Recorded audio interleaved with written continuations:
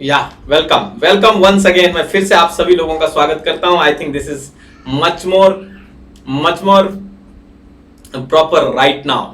Now it is looking much better great.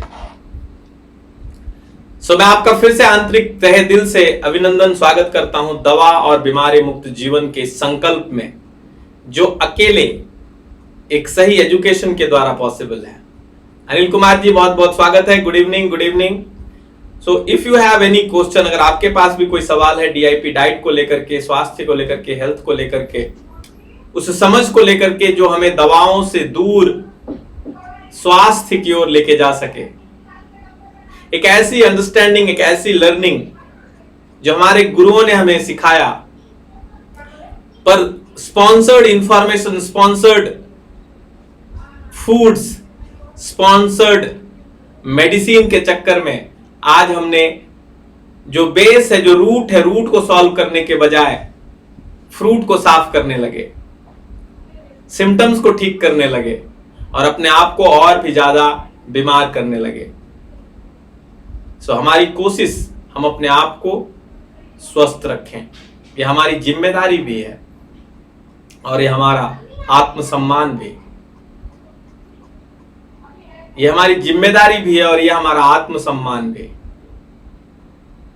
सबसे बड़ी आत्मसम्मान अपने घर में जाने के बजाय, गाड़ी खरीदने के बजाय, बेहतर नौकरी, बेहतर लाइफस्टाइल पाने के बजाय, आत्मसम्मान का पैरामीटर है हमारी स्वास्थ्यता। कितना हम स्थिरता के साथ, कितने हम स्वस्थ वातावरण में अपने आप को कितना हेल्दी रख पा रहे हैं, नेचुरल लाइफ को हम कैसे जी पा रहे हैं ताकि हम नेचुरल डेथ को प्राप्त कर सके, ये आत्मसम्मान की बात है। आत्मसम्मान कितने करोड़ जमा किया इसमें नहीं होनी चाहिए। आत्मसम्मान होनी चाहिए कि मरते समय भी मैं स्वस्थ था, दवाओं और बीमारियों से मुक्त था। नेचर ने जिस तरीके का शरीर, बीमारियों से मुक्त शरीर मुझे दिया था, उस भगवान ने मैंने उसे उसी रूप में लौटा करके आगे बढ़ा, इस जीवन यात्रा को समाप्त की। ये आत्मसम्मान की बात होनी चाहिए। सो बहुत बहुत धन्यवाद आप सभी लोगों का जुड़ने के लिए। And then I am going to take Anil ji का। अनिल कुमार जी, बहुत बहुत वंदन है। आपकी सवाल है सर, प्रेगनेंसी में गैस का प्रॉब्लम से कैसे आराम मिलेगा? तो अनिल कुमार जी, गैस की प्रॉब्लम किसी भी व्यक्ति को हो सकती है और अभी आज के समय में अगर हम बात करें तो लगभग 40 to 50% लोगों को गैस का प्रॉब्लम होता ही है। गैस के प्रॉब्लम का ये बिल्कुल भी मतलब नहीं है कि सिर्फ आपको गैस रिलीज हो रही है या डकार आ रही है। गैस का प्रॉब्लम है कहीं पे भी बॉडी में अगर दर्द हो रही है, अनयूजुअल दर्द हो रही है, रेगुलर कहीं ना कहीं दर्द आपको महसूस हो रही है, आपका पेट में फूला फूला ब्लोटिंग महसूस हो रही है, सर दर्द हो रही है, तो ये सारी की सारी गैस से जुड़ी हुई है, ये वात से जुड़ी हुई है, गैस से जुड़ी हुई है। सो गैस को ठीक करने के लिए 2-3 स्तरों के ऊपर काम की जाती है। गैस खुद में कोई बीमारी नहीं है, गैस हमारे अंदर की एक ऊर्जा है, ये बात हमें समझ लेनी है। अगर गैस ना हो तो हम मूवमेंट बंद कर सकते हैं, हम चल ही नहीं सकते हैं, वो ऊर्जा है।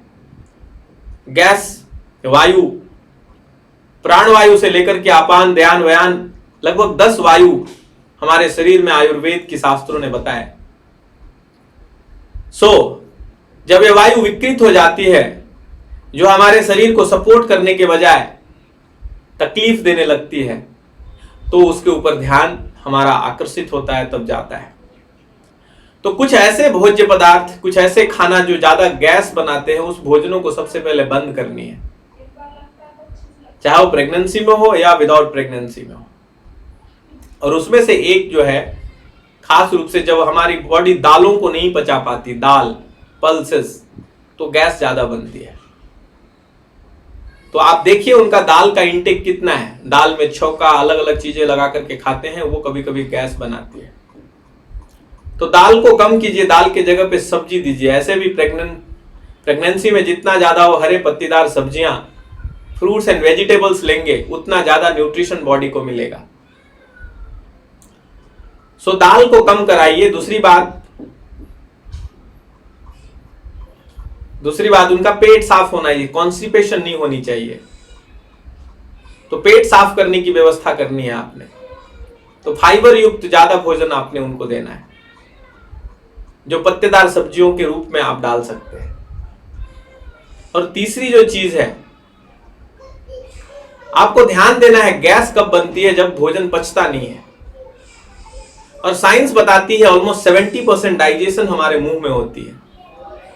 तो जो भी खाना खा रहे हैं अनिल जी, उसको बेहतर तरीके से चबाकर खाना है। 60 to 70% डाइजेशन अगर मुंह में होती है तो आप खुद सोचिए, अगर हम उसे अच्छे से चबाकर नहीं खाएंगे तो वो अंदर जाकर के सड़ेगा, और अगर वो सड़ेगा तो गैस ही बनेगी। तो हमें चबा चबा के खाना है। जितना बेहतर तरीके से वो चबा के खाएंगे उतना कम गैस बनेगा। सेकंड, कभी कभी चबा के खाने से भी गैस बनती है। तो उसमें हम गलतियां क्या करते हैं, हम अलग अलग विरोधाभासी भोजन को एक साथ खा लेते हैं। तो कोई भी खाना जो आप खा रहे हैं उसे आप वन वन करके खाएं। मल्टीग्रेन ना करें, मल्टी फूड ना करें, मिक्स करके ना खाएं। जैसे अगर हम सलाद खाते हैं, सलाद में हमने गाजर, काकड़ी, टोमेटो, मूली और कांदा, प्याज मिलाया है, तो पांचों को मिक्स करके ना खाने के बजाय एक एक करके अगर आप खाएंगे तो अगर आप गैस आपका तकलीफ है तो आप देखेंगे कि गैस कम होगी। क्योंकि शरीर को हर एक चीज को पचाने के लिए एक खास एंजाइम, एक खास ताकत लगती है। और जब हम अलग अलग स्वाद, अलग अलग तरीके का भोजन एक साथ मिक्स करते हैं तो शरीर को सारी चीजें मैनेज करनी पड़ती है। और जब शरीर स्वस्थ नहीं रहता, जब शरीर उतना कैपेबल नहीं रहता, तो वो चीजें सड़ती है और वो गैस बनती है।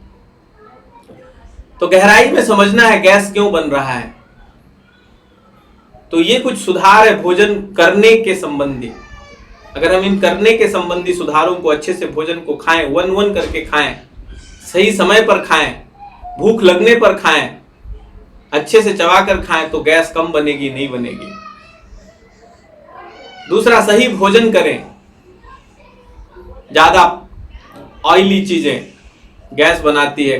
पल्स ज्यादा, जो पचने में कठिन हो, दालें, ड्राई फ्रूट्स, कभी कभी कोई भी कंडेंस जो एनर्जी है, जो कंडेंस हो चुकी है, ग्रेन्स में कन्वर्ट हो चुकी है, वो कंडेंस एनर्जी है। कभी कभी उसे पचाने में शरीर कैपेबल नहीं होते, तो वो गैस के रूप में कन्वर्ट होगी। तो ये 2-3 चीजें हैं जो अगर आप सुधार करेंगे। दूसरा, अगर गैस बन गई तो उसको निकालने का जो सबसे बेहतरीन तरीका है, सबसे बेहतरीन जो तरीका है, वो है वॉकिंग। शरीर को जितना मूवमेंट देंगे शरीर में, उतना जल्दी गैसेस, इंटरनल गैसेस निकल जाएगी। आप शरीर को टैपिंग कर सकते हैं। इस तरीके से आप टैप कर सकते हैं अपने शरीर को, पेटों को, जहां जहां भी आपको गैस लग रहा है उस एरिया को अगर आप टैप करेंगे, उस एरिया को अगर आप रगड़ेंगे, घर्षण थेरेपी बोला जाता है, तो आपका गैस निकल जाएगा। आप स्नान भी अगर करते हैं तो गैसेज निकल जाती है। जब ठंडक बॉडी में जाती है तो ठंडक बॉडी के हर ऑर्गन को सिकोड़ता है। जब ठंडा पानी बॉडी पे जाता है, बॉडी के अंदर 2 ही क्रिया होती है, एक सिकुड़न, एक फैलना। एक सिकुड़ना, एक फैलना, एक्सपांसन एंड कॉन्ट्रैक्शन। तो नहाने का कार्य जो है सिर्फ और सिर्फ स्किन को साफ करना नहीं है। वो शरीर के अंदर, जब ठंडा पानी से हम नहाते हैं, जब हम ताजा पानी से नहाते हैं, तो शरीर के ऑर्गन्स कॉन्ट्रैक्ट होते हैं। और बॉडी जब ठंडी होती है तो उसको पुल करने के लिए ब्लड प्रेशर, ब्लड शुगर, हमारी ब्लड की ताकत फैलाती है उसे। तो कॉन्ट्रैक्शन, एक्सपांसन बहुत ही सात्विक रूप से, बहुत ही स्वस्थता के साथ शरीर में होती है। तो इसके कारण बहुत रिलैक्स फील होता है, क्योंकि बॉडी के एक एक ऑर्गन में सही मात्रा में शुगर, सही मात्रा में ब्लड पहुंच जाती है। इसके लिए नहाना ऐसा नहीं कि सिर्फ स्किन को साफ करता है। तो बेहतर तरीके से नहाने से भी बॉडी की बहुत सारी गैसेस निकलती है। तो ये कुछ ध्यान रखिए, आप पाएंगे कि गैसेस में आपको बहुत सारा आराम मिल रहा है। होपफुली आपको आपका जवाब मिल गया हो। तो कमेंट बॉक्स में कंफर्म कीजिए और गिव मी सम लाइक। सो मैं इस मुद्दे पे था कि दवा और बीमारी मुक्त जीवन अगर हमें जीनी है तो एक चीज जो सबसे पहली सीखनी है वो है हमारा पोषण। हमें कोई भी आकर के डब्बों का पोषण पैकेज्ड फूड का पोषण, जिसको न्यूट्रिशन के नाम पे डब्बों में भर के बेची जाती है और इतनी पावरफुल तरीके से उसको स्पॉन्सर्ड किया जाता है, हजारों लाखों करोड़ रुपए खर्च की जाती है उस चीज को एक्सेप्ट कराने में कि हमारे शरीर को अगर कोई पोषण दे सकता है तो ये डब्बों का ही दे सकता है। अब तो दूध से भी बेहतर, हर चीज, फ्रूट्स वेजिटेबल से भी बेहतर डब्बों के ही पोषण को, न्यूट्रिशन को हम मानने लगे हैं। तो ये सीरियस मुद्दा है और ये हमारे बच्चों को खोखला कर रहा है अंदर से। उसमें ना भोजन का तत्व है, ना पोषण का तत्व है, उसमें कुछ भी नहीं है। वो सारा का सारा शरीर को डैमेज करता है क्योंकि वो रिफाइंड किया हुआ न्यूट्रिशन है और रिफाइंड न्यूट्रिशन शरीर में डायरेक्टली एब्जॉर्ब होती है। शरीर की जरूरत हो या ना हो, अगर शरीर में कोई भी चीज एब्जॉर्ब होने लगेगी तो वो हमें डैमेज करेगी। तो शरीर के इंटेलिजेंस को बाईपास करना ये बहुत इंपॉर्टेंट है कि हम ये समझ लें कि शरीर के इंटेलिजेंस को हमें कभी बाईपास नहीं करनी। अगर हमने शरीर के इंटेलिजेंस को बाईपास कर दिया तो शरीर अस्वस्थता की ओर अग्रसर होना शुरू हो जाएगा। शरीर हमेशा हमें बताता ही है, इवन सर्दी खांसी बुखार आने के 2-3 दिन पहले आपको पता लगनी शुरू हो जाती है, सर भारी लग रहा है, लेकिन फिर भी हम इग्नोर करते हैं, हम वो गलतियां करते ही जाते हैं क्योंकि हमें पता है कि चलो फीवर होगा तो मैं एक क्रोसिन खा लूंगा, और ये हमें नहीं पता कि वो क्रोसिन का साइड इफेक्ट कितना बड़ा है। अब रिसर्च ये लेकर आ गए हैं कि सबसे बड़ी अगर मेडिसिनल डैमेज अगर किसी दवा ने किया है तो वो पैरासीटामोल ने किया है, जो फीवर के लिए दी जाती है। उससे बड़ा कोई मेडिसिनल डैमेज कोई केमिकल या कोई मेडिसिन नहीं किया अभी तक। तो जो हर घर में अवेलेबल है, हर एक बच्चे को, हर एक बूढ़े को, जो भी लोग हैं उस सबको दी गई है। जबकि फीवर हमारे ग्रंथों में फीवर को बीमारी नहीं, वो रोगों को ठीक करने का इक्विपमेंट के रूप में बताया गया। नजला, जुकाम, सर्दी, खांसी, बुखार, दर्द, वीकनेस, ये सारे लक्षण हैं शरीर को ठीक करने के। ये अपने आप में कोई बीमारी नहीं है। बीमारी वो जो बढ़ती चली जाए। तो फीवर बढ़ती नहीं जाती है, फीवर आती है और जाती है, फीवर आती है और जाती है। अगर हम लगातार ऐसे बॉडी को गंदा करेंगे जिसमें बॉडी को अपने आप को साफ करने के लिए टेम्परेचर को बढ़ाना पड़े तो फीवर आएगी। जब हम अपने शरीर को इस तरीके से गंदा करेंगे कि शरीर को साफ करने के लिए कफ क्रिएट करना पड़े तो कफ, सर्दी, खांसी होगी। जब शरीर को हम इस तरीके से गंदा करेंगे कि उसे साफ करने के लिए लूज मोशन करना पड़े तो लूज मोशन होगा। तो बहुत स्वाभाविक प्रक्रिया है शारीरिक स्वास्थ्य के तल पे,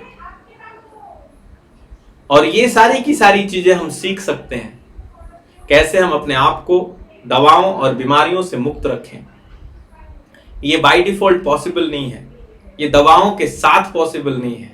ये पॉसिबल है सिर्फ और सिर्फ लर्निंग से, एक सही एजुकेशन से, एक सही संकल्प के साथ। जब हम इसके ऊपर आगे काम करेंगे, जब हम ये संकल्प लेंगे कि हम दवा और बीमारी मुक्त जीवन के इस वास्तविक स्वरूप को अपनाना है, इसे सीखनी है, आगे बढ़नी है, और इस जीवन का जो अंत हो वो नेचुरल अंत के साथ ही उस महाकला को सीखनी है कि मृत्यु भी नेचुरल हो।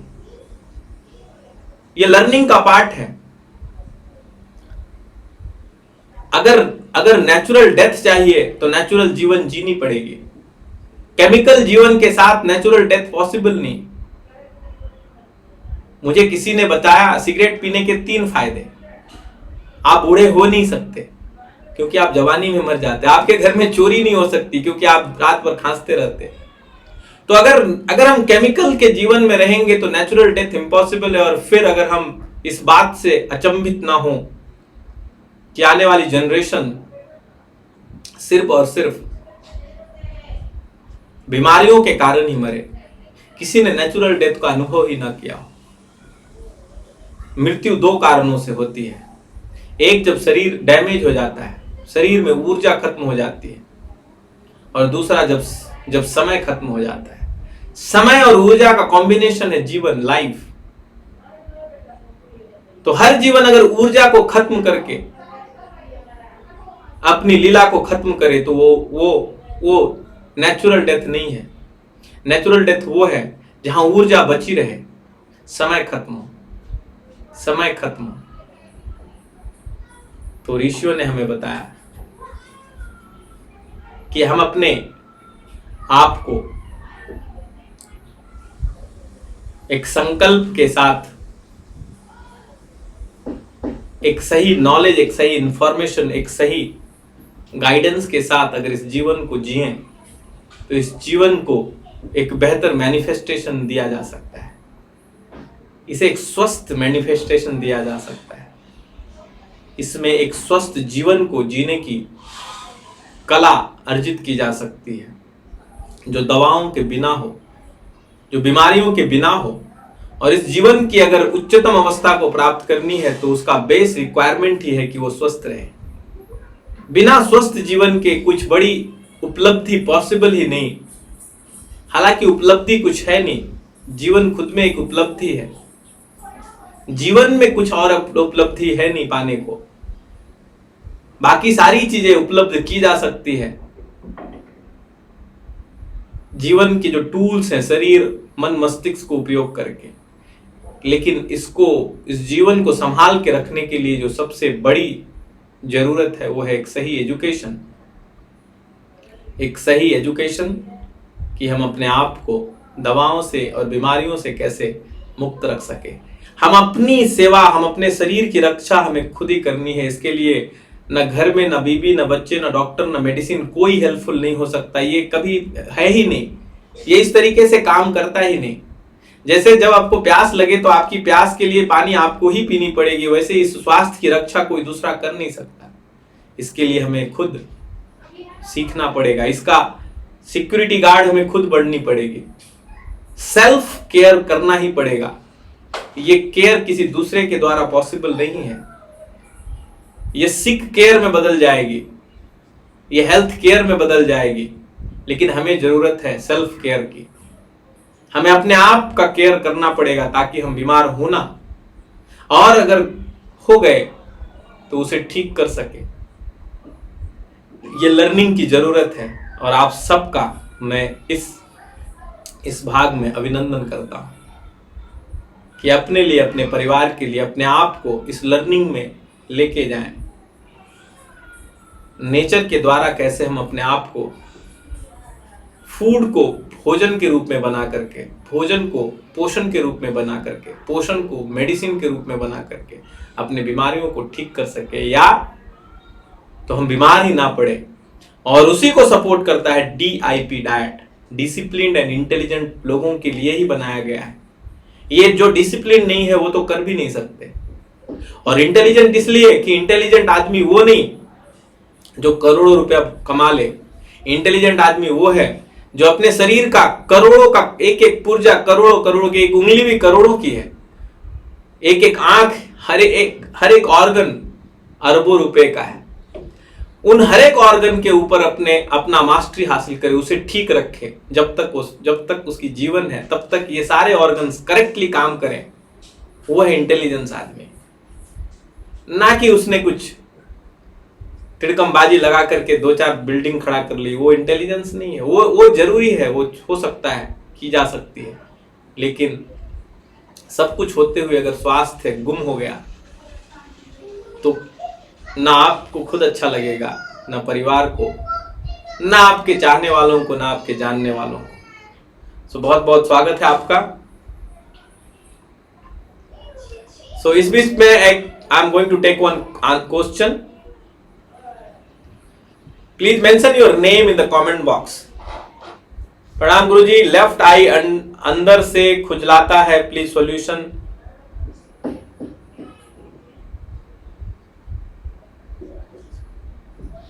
सिलवल जी पटना से, नमस्ते सिलवल जी, बहुत बहुत स्वागत है आपका सबसे पहले तो इस प्रोग्राम में। आपका सवाल है कि आंख जो है, लेफ्ट आईज आपका, वो अंदर से खुजलाता है। सो खुजलाना एक सिम्टम है। सिलवल जी, सबसे पहले बात समझनी है कि खुजलाना खुद में कोई बीमारी नहीं है। खुजली एक शारीरिक अवस्था है जब शरीर अपने आप कुछ गंदगी को निकाल नहीं पाता, कुछ टॉक्सिन को निकाल नहीं पाता, तो वो चाहता है कोई थोड़ा हेल्प करे उसे निकालने में, स्किन को दबाने में, स्किन के खरोचने में, जो पोर्स है उसमें से टॉक्सिन्स को निकालने में। नॉर्मली आंखों की टॉक्सिन जो है वो आंसुओं के रूप में निकल जाती है, लेकिन अगर टॉक्सिन की क्वांटिटी बढ़ जाए, टॉक्सिन का मतलब गंदगी, तो वो खुजली के रूप में कन्वर्ट हो जाती है और स्किन के माध्यम से निकलने की कोशिश करती है। अन्यथा हमारे बॉडी से निकलने के 3-4 रास्ते हैं, उसमें से वो खुद से निकल जाता है। मल मूत्र पसीना और श्वास के उच्छ्वास के रास्ते से निकल जाती है गंदगी। सबसे पहले तो आप, अगर ये कोई इंफेक्शन के कारण खुजली हो रही है तो कोई भी नेचुरल, पतंजलि का भी आता है दिव्य दृष्टि के ड्रॉप्स आते हैं, उसमें अदरक, लहसुन,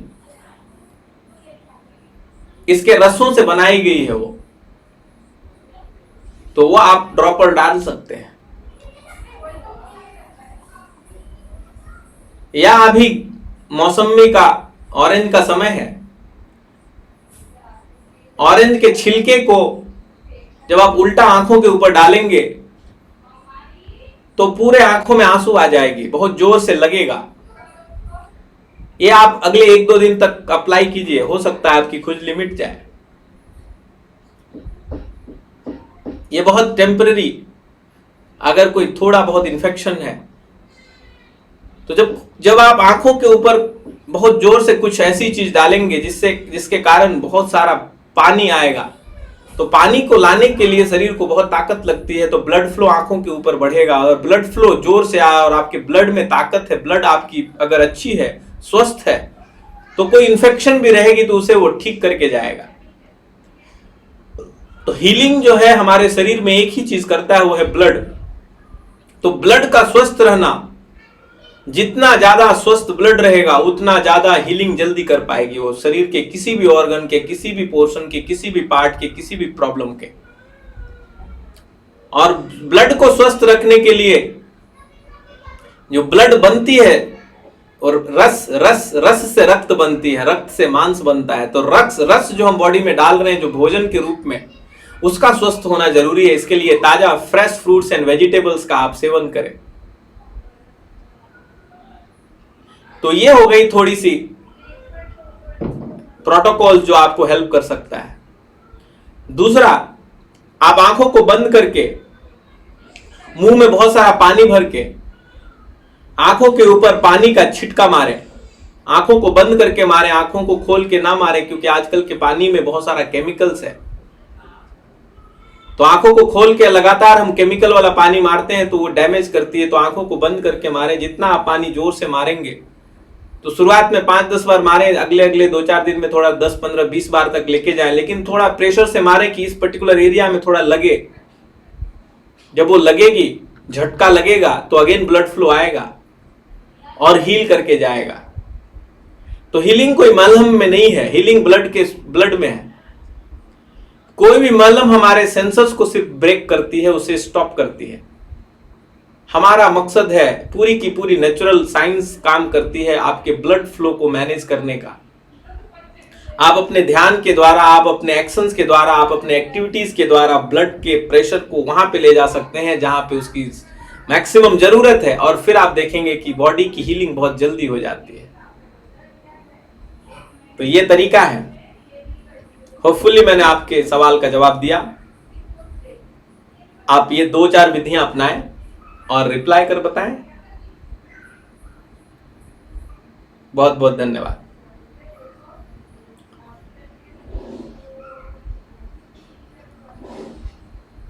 ग्रेट।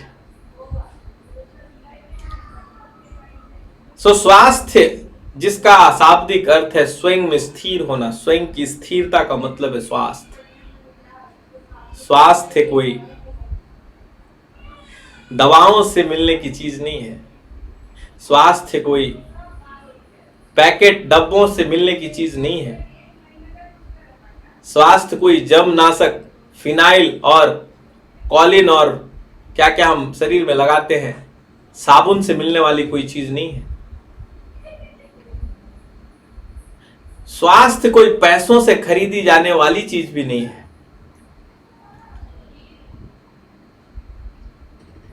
स्वास्थ्य का शुद्ध अर्थ है स्व और अस्त, स्वयं में स्थिर होना। तो ये केंद्र की ओर आने का, केंद्र की ओर बढ़ने का खुद का नजरिया है। अपने वास्तविक केंद्र में आना, ये स्वास्थ्य को प्राप्त करना है। जिस तरह पेंडुलम अगर केंद्र में रुक जाए तो स्थिर रहेगा। जिस तरह आप धुरी के पास अगर हैं तो आप ज्यादा नहीं हिलेंगे, आप स्थिर रहेंगे। जितना आप दूर जाएंगे अपने केंद्र से उतनी अस्वस्थता बढ़ेगी। केंद्र के पास स्वास्थ्य है।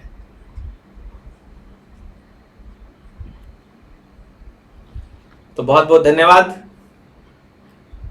Late me take one more question. बड़ा क्वेश्चन है। नमस्ते गुरुजी। नमस्ते, बहुत बहुत धन्यवाद आपके सवाल के लिए। Neha ji, my name is Neha. मेरे टमी के लेफ्ट साइड में पेन हो रहा है और बैक पेन भी हो रही है। लेफ्ट लेग के एंकल में भी पेन है। गैस का प्रॉब्लम बहुत है, हो रहा है। Even I am eating light food from last 2 months.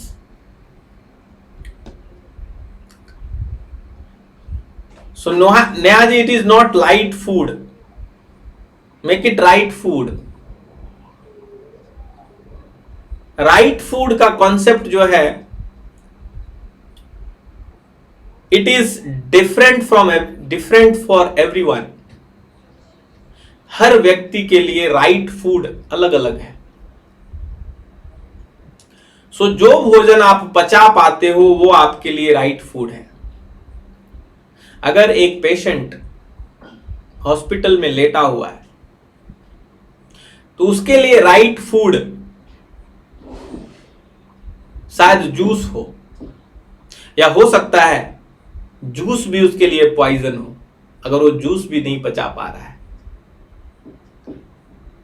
जो एक फ्रूट को पचा पा रहा है उसके लिए फ्रूट राइट फूड हो। एक छोटे से बच्चे के लिए, 6 महीने से नीचे के बच्चे के लिए उसकी मां का दूध ही उसका राइट फूड है। उसके लिए ड्राई फ्रूट्स भी राइट फूड नहीं है। उसके लिए फ्रूट्स एंड जूसेज भी राइट फूड नहीं है। तो राइट फूड डिसाइड करता है कि आपकी अभी की स्वास्थ्य की स्तर कितना है, आपका स्वास्थ्य अभी किस लेवल पर है। अगर वो नर्सरी में है तो नर्सरी लेवल का फूड आपके लिए राइट फूड। अगर स्टैंडर्ड 1, स्टैंडर्ड 2, आपका स्वास्थ्य कैसा है। सो अब हम आते हैं इस समझ के साथ कि आपके लिए राइट फूड क्या होगा। तो मैंने आपका हेल्थ इवैल्यूएशन नहीं किया, लेकिन दर्द का कारण गैस है, यह बात पक्की है। शरीर में कोई भी जो दर्द होती है उसके पीछे गैस का बड़ा हाथ होता है।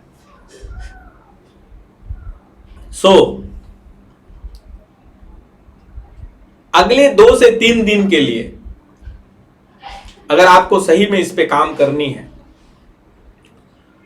तो कोई भी फूड लेना बंद कर दीजिए। गो फॉर अ नारियल पानी, कोकोनट वाटर फास्ट,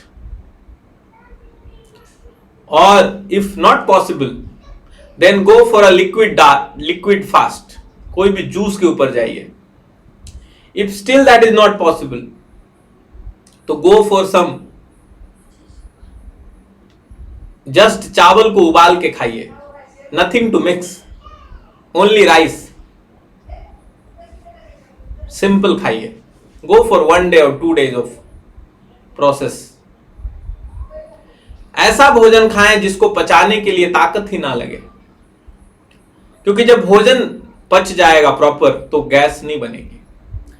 पर इतना ही बड़ा फायदा नहीं होगा, फायदा ये होगा कि वो सारे ऑर्गन्स को एक समय मिलेगा, स्पेस मिलेगा। आकाश हमारे शरीर का एक तत्व है,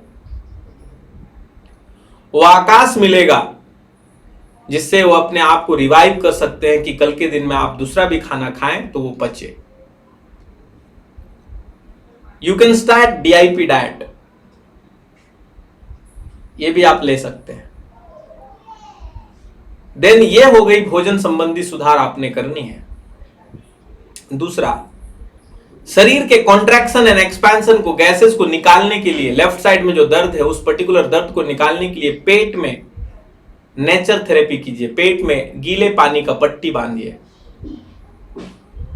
कोई भी टॉवेल लेकर के उसे 3-4 तह में लपेट करके उसे निचोड़ करके आप अपने पेट के ऊपर बांध लीजिए 20 मिनट के लिए, जब तक कि वो पट्टी गर्म ना हो जाए तब तक के लिए बांधे रखें। आप उसे 1, 2, 3 बार तक कर सकते हैं। आप पाएंगे कि आपका गैस निकल रहा है, क्योंकि जब पेट में हम पट्टी बांधते हैं तो पेट में ब्लड फ्लो बढ़ जाती है, और मैजिक ब्लड फ्लो में है। अगर आप किसी भी तरीके का न्यूट्रिशनल सप्लीमेंट ले रहे हैं तो उसे फिलहाल तुरंत बंद कर दें। दवाएं गैस को बहुत जल्दी बनाती है, न्यूट्रिशनल सप्लीमेंट्स बहुत जल्दी बनाती है। किसी भी तरीके का पैकेट के डब्बे की चीजें ले रहे हैं वो बंद कर दें। गैस बनाने वाली कुछ खास चीजें हैं, जैसे दूध। 90% लोगों को दूध डाइजेस्ट नहीं होती, तो दूध और दूध की बनी हुई चीजें अगले 7 डेज के लिए, 15 डेज के लिए, 30 डेज के लिए बंद कर दें। पल्सेज, जो भी ग्रेन्स, डेंस फूड है उसको बंद कर दें। पानी की पट्टी लगाएं अपने पेट में। पवन मुक्तासन यौगिक थेरेपी है, पवन मुक्तासन की क्रिया का अभ्यास करें, यह आपको हेल्प करेगा गैस रिलीज करने में। तो मैं 2 पार्ट के ऊपर बात कर रहा हूं। एक, उन खिड़कियों को बंद करनी है जहां से गंदगी आ रही है, और दूसरा, झाड़ू लगानी है अंदर। तो भोजन के रूप में सुधार करके हम खिड़कियों को बंद करेंगे ताकि गंदगी अब बॉडी में कम जाए, ना जाए। और दूसरा, जो अंदर की गंदगी है उसको निकालने के लिए हम कुछ नेचुरोपैथिक, कुछ यौगिक थेरेपीज लेंगे। आप बॉडी के ऊपर घर्षण थेरेपी का अप्लाई करें। पूरे बॉडी को इस तरीके से रगड़ें, इस तरीके से दबा दबा कर पूरे बॉडी को, पेट को मालिश करें, इस तरीके से मालिश करें पूरे शरीर में, पूरी गैस निकलेगी। शरीर कॉन्ट्रैक्शन एक्सपांशन इस स्पीड से चलती है। हमें अपने ये शरीर फंक्शन कैसे करता है, हमारा भोजन कैसे डाइजेस्ट होता है, हमारे शरीर में गैस जो ऊर्जा है वो किस तरीके से काम करती है, हमारी पपड़ियां क्यों फड़कती है, हमें सांस किस तरीके से लिया जाता है, ये सब चीजों को सीखने की जरूरत है, क्योंकि इसका संबंध लंबे समय तक हमें स्वस्थ रखने के लिए जरूरी है। आपके लेफ्ट लेग के एंकल में भी पेन रहती है, तो वहां पे आप उस एंकल को, पैरों को पानी में डुबोइए 10 मिनट के लिए, ठंडे पानी में डुबोइए। 2 से 3 बार आप ये कर सकते हैं। आप पाएंगे कि आपको फायदा होगा। और फिर भी अगर आपको फायदा नहीं हो रही है तो हमारी एक सपोर्ट प्रोग्राम है, पर्सनल केयर प्रोग्राम, जहां पे हम आपको पर्सनल सपोर्ट देंगे। हम आपके न सिर्फ गैस के पीछे के सारे रीजन्स का टॉक्सिसिटी लेंगे। टॉक्सिसिटी एनालिसिस के बाद हम आपके लिए कंप्लीट हेल्थ प्लान डिजाइन करने की कोशिश करेंगे, जिसमें न सिर्फ फूड होगा बल्कि जूस थेरेपी होगी, जिसमें नेचुरोपैथिक थेरेपी होंगी, उसमें sun therapy, water therapy, tap therapy, साथ में मसाज ऑयल और अलग अलग थेरेपीज रहेंगे, वाटर थेरेपी से लेकर के यौगिक थेरेपी। उसका मिक्सचर होगा ताकि आप अपने शरीर को बेहतर तरीके से हेल्प कर सके, शरीर से टॉक्सिन्स को निकालने का, और साथ में जो बॉडी में इनपुट है, इनपुट की क्वालिटी को इंप्रूव करने का। तो अगर आपको वो हेल्प चाहिए तो आप कमेंट बॉक्स में पर्सनल केयर प्रोग्राम लिख सकते हैं। It's a personal care programme, it's a contribution based programme. आप कमेंट बॉक्स में अपना नंबर भी शेयर कीजिए, और लिखिए I want to join PCP personal care programme, तो कोई ना कोई हमारी टीम से आपको बात करेंगे और फिर वो आप फॉर्मेलिटीज कंप्लीट कीजिए और फिर मैं आपसे डायरेक्ट बात करूंगा। बहुत बहुत धन्यवाद। अदरवाइज जो मैंने आपको अभी बताया है वो सब चीजों को करके भी आपको फायदा मिलेगा, निसंदेह फायदा मिलेगा। तो बहुत बहुत धन्यवाद आपके सवाल के लिए।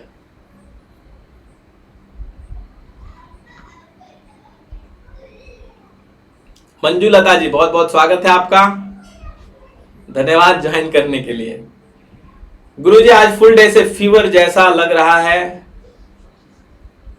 सर पेन हो रहा है और थोड़ी वीकनेस लग रही है।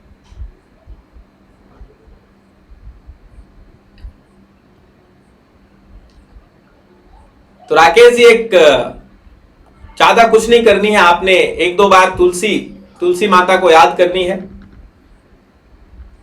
10-12 पत्ते तुलसी के, अभी तो शाम हो गई, अभी आप तोड़ नहीं सकते हैं,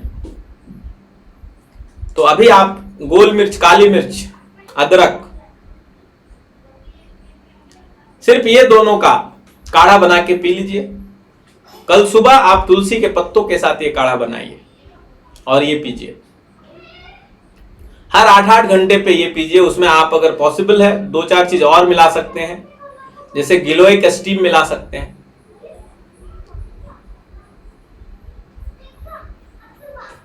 और सबको मिला करके अच्छे से काढ़ा बना करके पीजिए। फूड में कुछ सुधार करने की जरूरत है, तो जितना ज्यादा ऑरेंज और नारियल पानी आप पी सकते हैं उतना ज्यादा पीजिए। आपके दर्द निकल जाएंगे, आपके दर्द कम हो जाएंगे। अगर आप भोजन ही खा रहे हैं तो खाना खाने के पहले आप छोटी सी हल्दी का टुकड़ा चबा चबा कर खाएं। छोटा सा हल्दी का टुकड़ा, लहसुन के उतना बड़ा टुकड़ा आप चबा चबा कर खाएं पहले, और उसके बाद अपना भोजन ग्रहण करें। लेकिन जितना सात्विक, जितना आप रॉ खाना खाएंगे उतना जल्दी जो फीवर और फीवर इस दोनों कंडीशन में सुधार अगर लानी है तो ये सबसे अच्छा तरीका है। शरीर को 2-4 बार आप पोंछें ठंडे पानी से, पूरे बॉडी को आप रगड़ें और 5-10 मिनट मोबाइल और टीवी से दूर किसी शांत जगह पे अपने आप को एक प्रॉपर रेस्ट दें। हर बीमारी की सबसे बड़ी इलाजों में से एक इलाज है रेस्ट। तो बीमारी जैसी लग रही है, फीवर जैसी लग रही है, तो रेस्ट दीजिए। फीवर खुद में कोई बीमारी नहीं है, कोई कोशिश है, शरीर अपने आप को ठीक करने की कोशिश कर रहा है, और उस ठीक करने की कोशिश में आप अपने कामों में व्यस्त रहेंगे, शरीर अपने कामों में व्यस्त है, तो वो एनर्जी का डिस्ट्रीब्यूशन होगा। तो इसके लिए शरीर को अपने काम पे रहने दीजिए, आप अपने आप को रेस्ट पोजीशन में डालिए, थोड़ा लेट जाइए, आराम कीजिए, शारीरिक रूप से और मानसिक रूप से आराम कीजिए। आप देखेंगे कि अगले 6-8 घंटे के बाद ही आप बिल्कुल भी ज्यादा बेहतर, ज्यादा स्वस्थ, ज्यादा ऊर्जावान महसूस कर रहे हैं।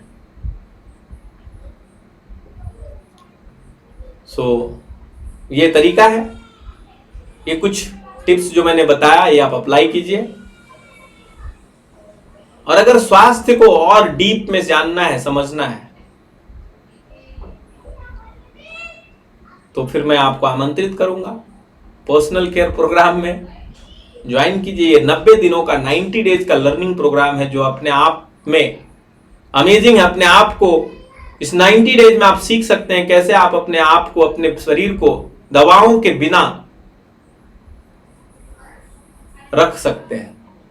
अगर आप कोई दवा का यूज भी कर रहे हैं, केमिकल मेडिसिन का यूज कर रहे हैं, तो मोस्टली ये 90 डेज की लर्निंग में आप उन दवाओं को छोड़ पाएंगे, क्योंकि आपको एक प्रॉपर गाइडेंस भी मिलेगी। और प्लस आप पूरी जीवन कैसे अगर कोई तकलीफ होती है, एक तो होगी नहीं, उसके लिए एफर्ट क्या करनी है वो सीखना है, और अगर हो गई, क्योंकि शरीर है, सिर्फ हमारी गलती से हम बीमार हो ऐसा नहीं है, सिर्फ हमारी गलती से हमारा एक्सीडेंट हो ऐसा नहीं है, अभी तो सामने वाले की गलती से भी हमारी जान जा सकती है। तो इन केस अगर कुछ तकलीफ हो गई, हमने गलत फूड खा लिया, तो उस समय कैसे हम अपने आप को ठीक कर सकते हैं? घर के मेडिसिन को यूज करके, भोजन में सुधार रख करके, भोजन, पोषण और श्रम को ठीक करके। ये पूरी लर्निंग हम पर्सनल केयर प्रोग्राम में सीखते हैं, तो आप उसमें भी ज्वाइन कर सकते हैं। बहुत बहुत धन्यवाद आपके सवाल के लिए। होपफुली आपको आपका जवाब मिला हो। तो आप लाइक कीजिए, कमेंट कीजिए और बढ़ाइए इस कारवा को, medicine and disease free life, MAD, mad free life जिसको हम बोल रहे हैं। मैड मतलब MAD मतलब medicine and disease free life. तो कमेंट बॉक्स में लिखिए #मैड फ्री लाइफ। अगर दवा और बीमारी मुक्त जीवन जीना है तो माइंड को हमेशा ये इंस्ट्रक्शन देना पड़ेगा कि दवाओं के बिना ही तुझे इस शरीर को रखना है। मन के उलझन से निकलनी है, शरीर को सही रखनी है। मन शरीर को बीमार करने के लिए एक कैटलिस्ट का काम करता है। मन से ऊपर उठना है और शरीर के लिए कुछ समय देनी है। So I have 2 announcement for you all people.